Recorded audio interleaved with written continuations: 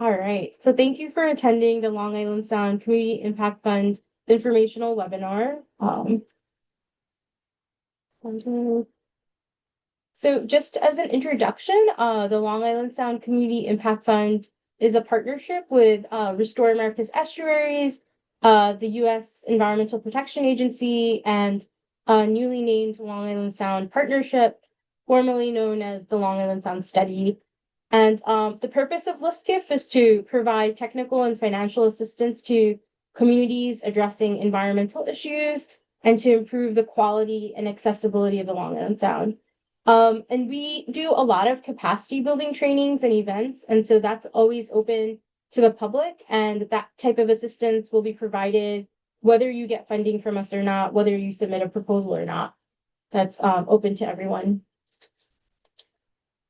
And so just a little bit about the Long Island Sound. It's the urban sea. It's home to more than 1,200 invertebrates, 170 fish species, and dozens of migratory birds. And over 9 million people live on the watershed. And so for the partnership, it was actually formed in 1985. It was a bi-state partnership with the federal and state agencies, a lot of organizations and user groups who are all dedicated to protect this estuary. So you'll have like Sea Grant, Connecticut Deep, DC, and a bunch of other partners. And so for Restore America's Estuaries, we're a national organization and we're dedicated to the protection and restoration of bays and estuaries as essential resources. And so we do a lot of restoration and grant work throughout the nation. And so for this particular area, we were given the Long Island Sound Community Impact Fund, and our partner for this is Save the Sound.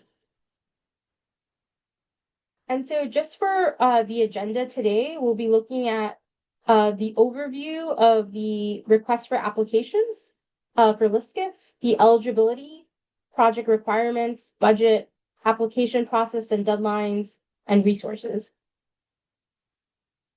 And so mainly the goals for this round of funding, this is the third round of funding that we're doing. We will award up to 1,200,000.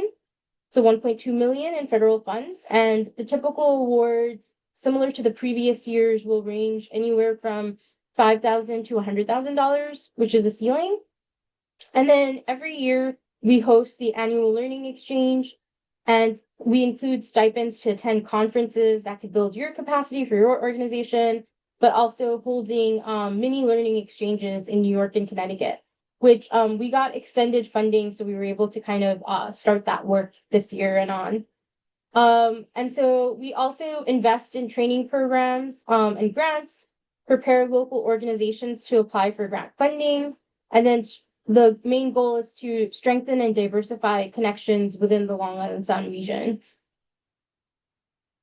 And so when you look at geographic eligibility, it refers to the borders and the maps in between Connecticut and New York. And so this can be found in the RFA, but you'll also get these slides where you can click on the map. Technically, you can be located anywhere, but your project has to be within Long Island Sound or impacting the sound. And so eligible applicants include nonprofit organizations, tribal nations, recognized, unrecognized, federal, state, county, local governments and their subdivisions, academic institutions.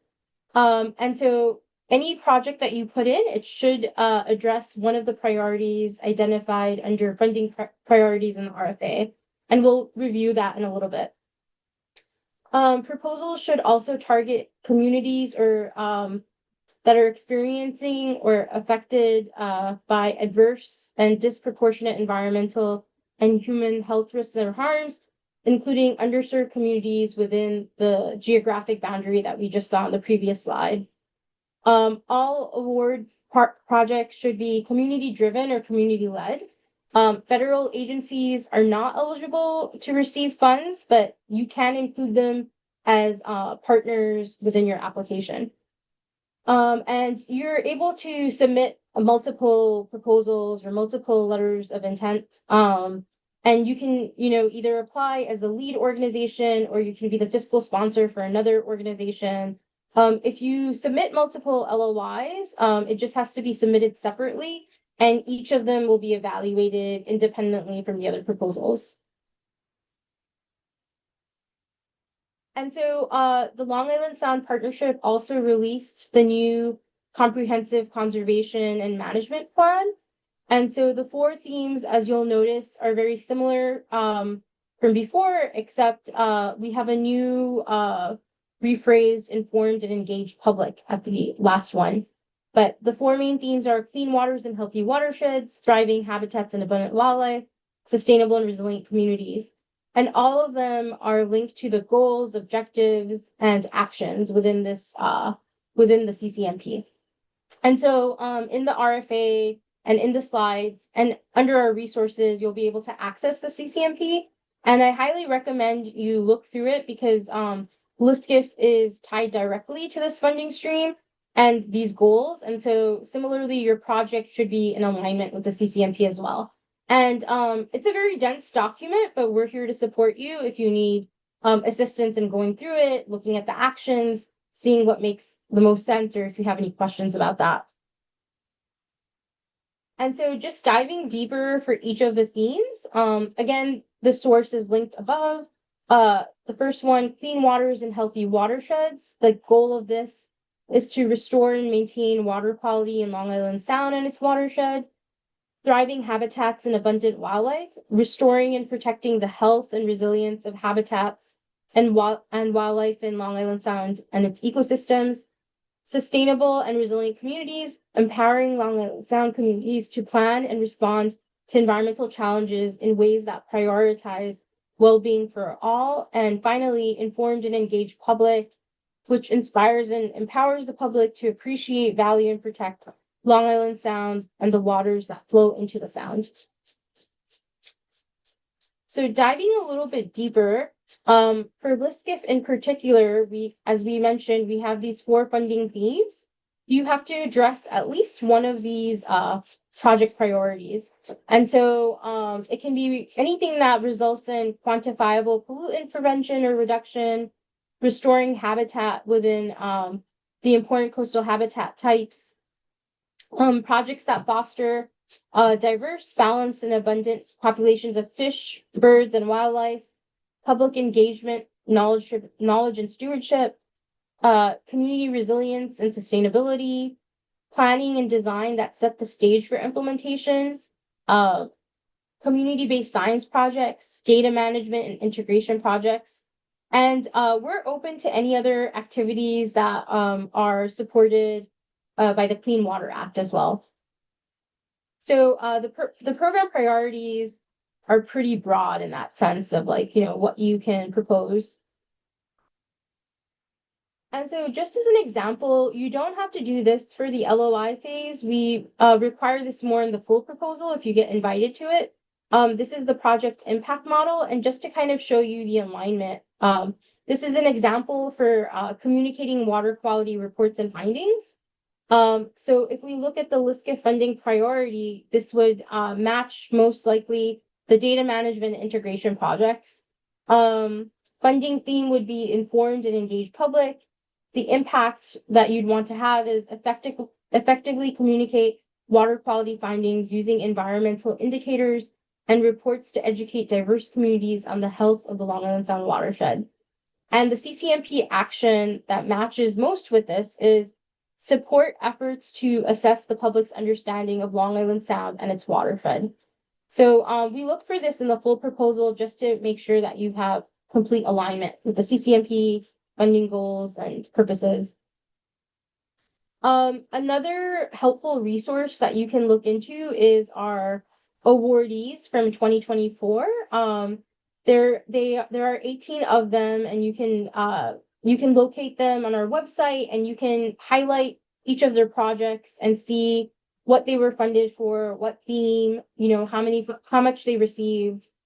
And similarly, for our second round this year in July, we chose a new set of awardees. And then, of course, this is our third round of funding. And so as you're doing your project, a lot of the achievement of LISCIF project metrics, it's going to be using the established metrics. And then we would help you define those and support you to do your final reporting for that. But it would, again, also be in alignment with the CCMP and its actions. And so some additional resources that you can access on our website is the link to the CCMP, the link to the actions for the CCMP. There's a series of LISCIF project case studies and examples of impact models, especially when you're submitting a full proposal. This could also be very helpful. If you wanted to look at the rubric of how the reviewers kind of mark your application, the rubric for the LOI and full proposal is uploaded. And in addition, there's also an Excel budget template for you to work through your budget and kind of look at the things and the categories that we're asking for a federal budget.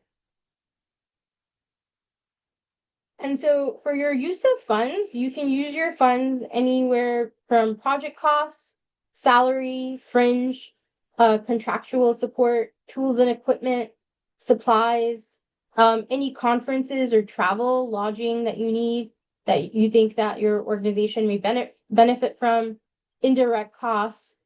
Just know that because this is a federal grant, all grant payments are made on a reimbursement basis, but we're pretty quick in processing those. So at the minimum, you should be invoicing quarterly and at most monthly. And then also, we are also doing a working capital advance. So there's a question in the LOI. If your organization does not have the upfront costs to get the project started, we'll be able to upfront the cost to you for the first 2 months. You would just indicate the need and spend down on those funds. So yeah, just if you think that your organization may need this, you can indicate that in the LOI, but also there's an opportunity to communicate that in the full proposal, and we'll work with you in supporting you on that. And a list of ineligible uses of funds. So LISCIF does not fund research and monitoring, any actions that are legally required, routine maintenance, plans or studies that lack a clear environmental impact or path to implementation, conventional gray infrastructure projects, private construction, land purchase, and lobbying. And you can find also this in the RFA, but I'm happy to answer any questions you may have about this. For the budget, as I mentioned, you can find this template in the last page of the RFA, but also on our resources on our website. And these are just some of the categories that we look for at minimum. And so for the application process itself, there is a two-phase process to this where you submit the letter of intent. That's due the week before Thanksgiving, November 21st, by 4:00 p.m. I highly recommend that you get started on like a Word or a separate doc just so you have it saved somewhere, and you get into the application portal sooner rather than later. So in case you're running through any technical difficulties, we can support you in that process rather than, waiting until the 21st or the last minute. And so that's just my advice to you. And then the week of January 12th, all our reviewers should have reviewed all the LOIs, and you'll receive an invitation to submit a full proposal. And for all our applicants, we provide feedback, even if they're not selected, what they could do to make their application stronger, or why they weren't selected. And then you have another 10 weeks from January 12th to work on your full proposal, and that would be due March 13th by 4 p.m. And so for the timeline, our RFA released on September 2nd, and then LOI again is due on November 21st. The week of January 12th will inform you of our decisions and invite you, if you get selected, to submit a full proposal. Those are due on March 13th. At the end of April, we'll notify you on the awards and decisions. And then we'll have a press conference between April and July, two press conferences, one in New York and one in Connecticut. We'll have our annual learning exchange in June. Projects are projected to start on July 1st. And then you have up to 2 years to complete the project. A lot of organizations don't necessarily take the 2 years, but given what the nature of your project might be, if you have any permits or co-ops that you need to get through, it may take longer. So you can take up to 2 years, or you can do it in 18 months or within a year.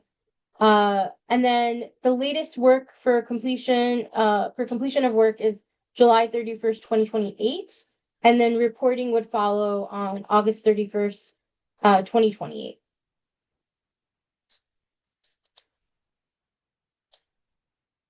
And so just to go over the letter of intent, there are about 7 sections throughout. And it's a pretty elaborate letter of intent, but when you get to the full proposal, you're only making minor edits at that point, or just elaborating. There's not like a lot of new set of questions at the full proposal stage because you're doing most of the heavy lifting in your LOI phase. But basically, asking about the name or role of your organization, the project leader, the employer identification number, federal award system management or unique UEI number. You don't have to have this right away, but keep in mind that if you get selected and we want to transfer the funds to you, you should have this like active and ready by July. So you have some time to kind of work on that. The organizational budget as well. The last 2 years, it was like an attachment. This year with our new platform, Amplifund, you can submit the numbers and budget directly into the portal. And we have someone from Amplifund that'll be talking more about that. And then also the project overview. So brief description, the phase, attaching a map of where your project will be, either with like a pinpoint drop or like just highlighting it, circling it, the amount that you're requesting, indication if you need a working capital advance, your problem, impact, alignment with the CCMP, stakeholders, capacity building, work plan, outreach, project team. And the only required upload is a map. And then there is an area where you would sign just to confirm that you're applying on behalf of your organization. And the other thing I just wanted to say is that a lot of this can also be found in detail in the RFA as well. So I take a close look at that.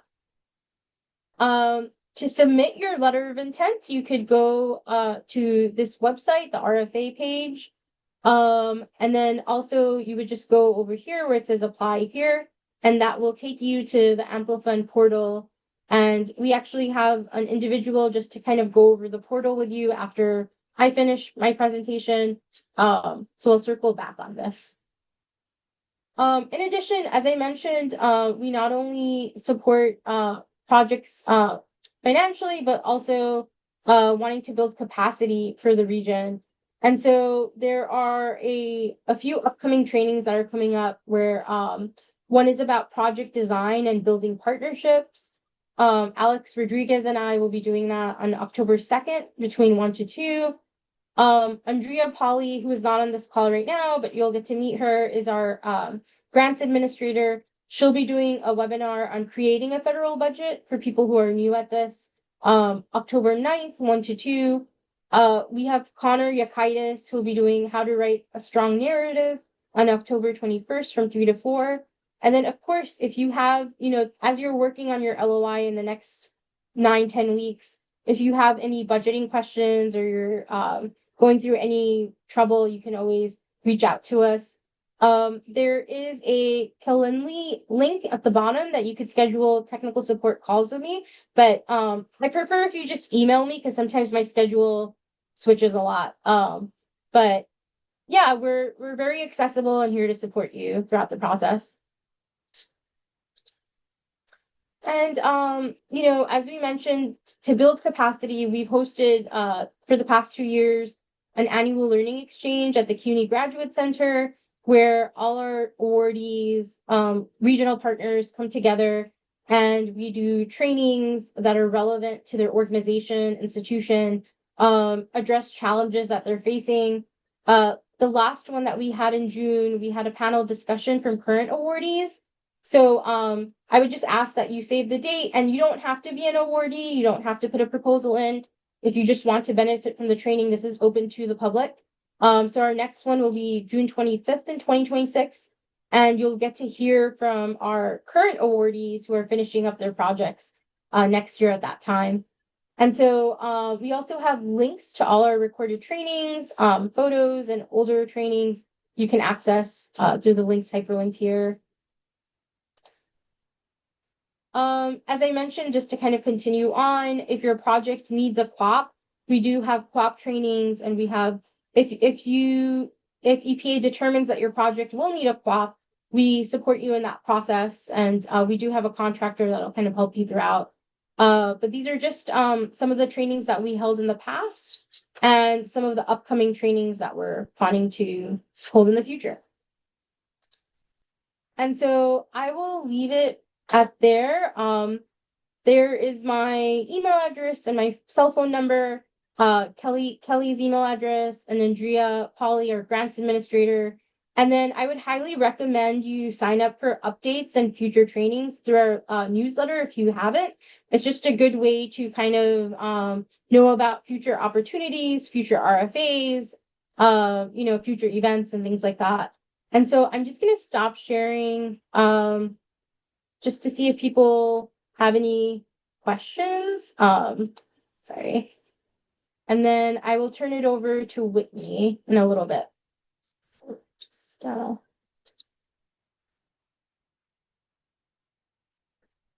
okay.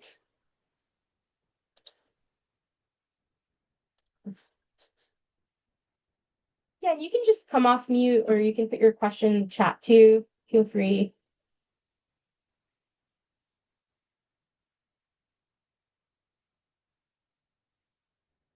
No questions?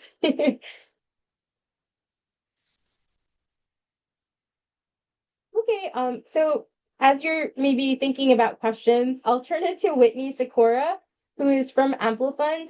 For those of you who put in a proposal the last 2 years, you might have been more familiar with Blackbaud, but we've just switched platforms to Amplifund, and I think it's going to work a lot smoother. And so Whitney's going to just kind of go through the process of what the portal looks like, just so you're familiar with it.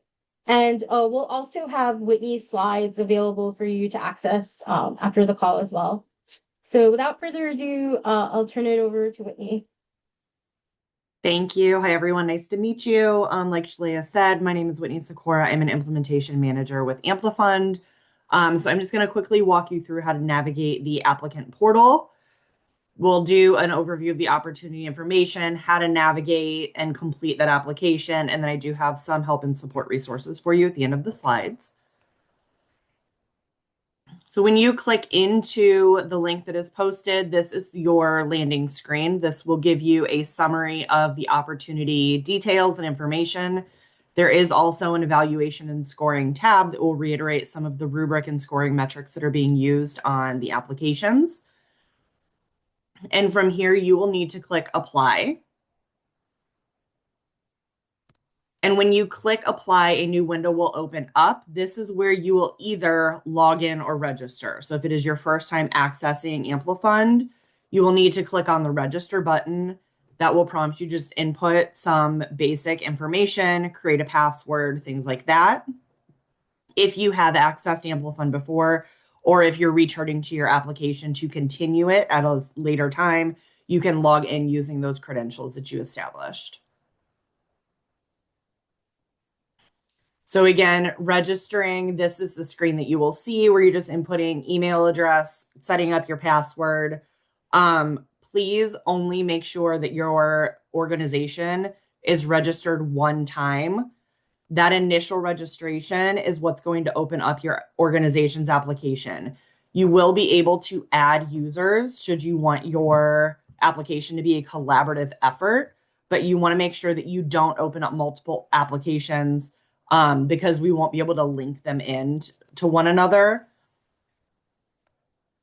So once you register and log in, you will be able to access your account information. You will see your name in the upper right-hand corner with a drop-down arrow, and from that drop-down arrow, you will be able to click on account information. This is where you will be able to view any open applications that you have, as well as the account information. So that's where you can change your password, update an email address, things like that. And then if you click on users, the initial person who opened up that application will be able to add any other additional users that they would like to collaborate on the application. When adding users, there are two different roles that you can set up. An editor will be just a contributing source. An administrator will be able to submit. So whoever creates that initial account for your organization will automatically be set up as an administrator. Anybody that you want to add or collaborate on the application can be editors. If you wish for other folks within your organization to be able to submit the application on your behalf, you can make them administrators. But again, that editor role will not give them the ability to click the submit button. Best practice recommendation, have at least one additional user who can access your portal and the application just in case someone is out of office. Obviously, life happens. So just having a contingency plan in place with someone else who can access the portal and the application is always recommended. Once you create that user, they will get an email from Amplifund notifying them that they've been added as a collaborator on an application. It will give them a link that will take them directly into this site. So a couple of things to note about completing your application. You will notice this navigation toolbar across the top of every screen within the application. This is really how you are going to navigate from component to component. In the system, you have 3 different options for each section. You can save this. That just saves your project and allows you to remain on that current page. You can save and continue, which is going to save your progress and bump you into the next session. You can also mark as complete. So this is the indicator that's going to signal that that form or section of the application has been completed. Once it's marked as complete, you can revert and mark it as in progress again. So marking as complete does not lock you out from further editing that page. It's just kind of signaling, especially if you have multiple collaborators, these sections have been done. One thing to note about that mark as complete action, every one of these sections will need to be marked as complete before your submit button becomes available to you. When you click on application forms, this is what you are going to see. There are 5 forms for you to fill out. This status bar is going to keep you apprised of the work that's being done. Having not clicked into it and added any information to it, this will say new. Once you start filling this out, it will change to in progress. And then once it's been marked completed, it will say completed.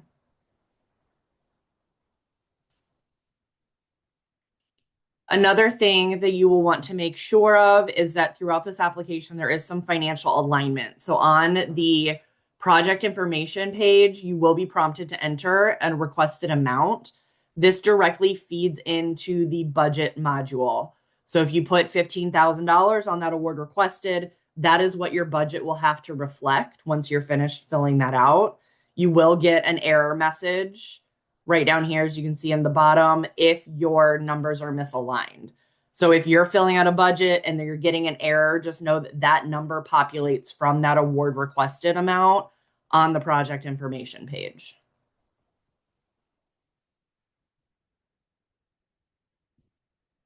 Again, the application forms, there are 5 of them to fill out. You can save all of these and return to them at a later date. As many times as you need to access the application, you will be able to. And then that progress will be tracked underneath this status column.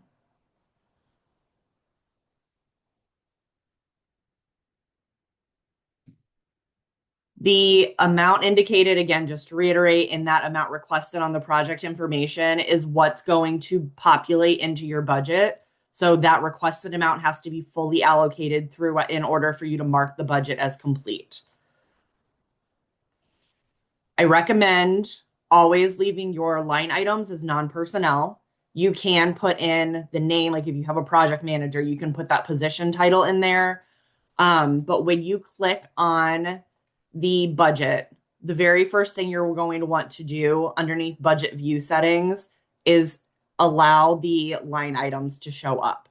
Otherwise, as you add line items underneath each one of these categories, it will not show. So add it, click that box for line items, and then from there, you can visit the budget categories that you are allocating funds to and click the plus sign. With that plus sign, you will have a new line item window open up where you're going to select your category and item type. You will also give it a name and allocate that direct cost. If you want to provide more information, there is a box for a narrative where you can really drill down and provide some more granular information on those expenses. And if you have any attachments or supporting documentation, you can attach that as well.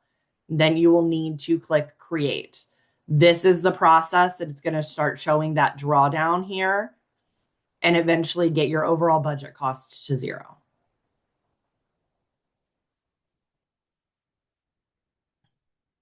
So when you get to the point of submission, this is the final screen that you are going to see. What you will have is all of these check marked across the bottom. You will also see anything that has not been marked complete. So if you've gone through the application and neglected to mark anything as complete, you will see that highlighted right here for you. Again, this submit button will be grayed out for you until all of these errors have been addressed. So to get back to any one of these, for example, if you need to go back to the project information, you can just come up here and click on that project information bubble, review it, make sure everything is as you want it to be, click mark as complete, and once all of those errors have been taken care of, you will have your submit button. One thing I like to point out at this point, when you're submitting, once you click submit, you will get a confirmation. So you'll say, yes, I do want to submit.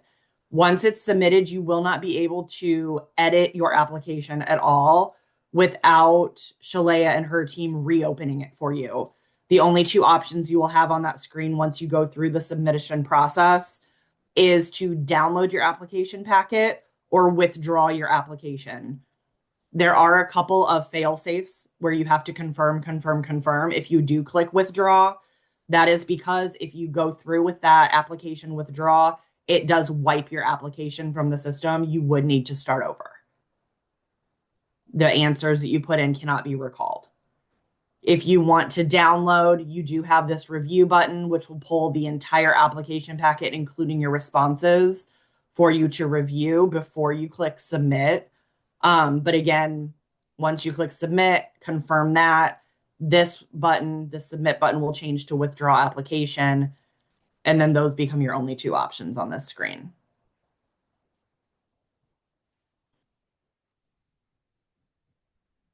Does anyone have any questions regarding the, yes, Jen? Hi, Whitney. Thank you so much for this. Of course. Just a quick procedural question. So an organization needs to register, we need to register the organization, but if there are multiple people submitting proposals, should they set up or can they set up independent accounts within the, okay. Yes. Okay. Yep. Yep. Great. Thank you. Of course.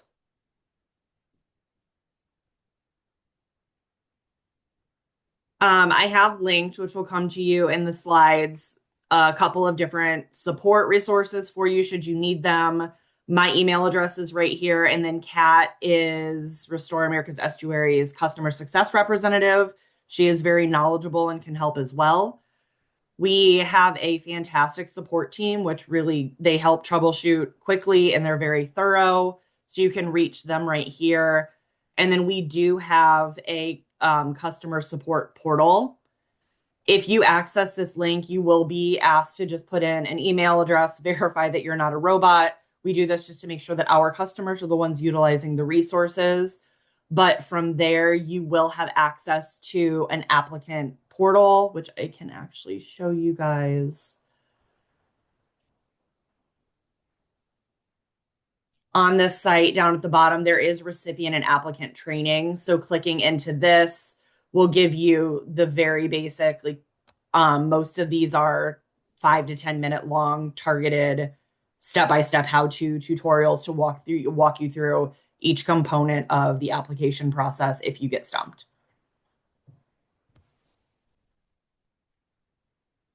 Thank you, Whitney. It's really helpful. Does anyone else have any questions or concern? And you can also, contact Kelly or me if you need support as well. More than happy to walk you through the process. So we are also repeating this webinar on September 17th, as I mentioned before, at 1 p.m. And so we'll pick one of the recordings from either one and then package up with the slides and send it to you all, but it'll also be available on our website sometime next week. So highly encourage you to attend the other webinars that are kind of leading up to the LOI. But if you have any questions, feel free to reach out. And thank you so much, everyone, for attending, and thank you, Whitney, for presenting. My pleasure. Thank you. Have a good day, everyone. Bye.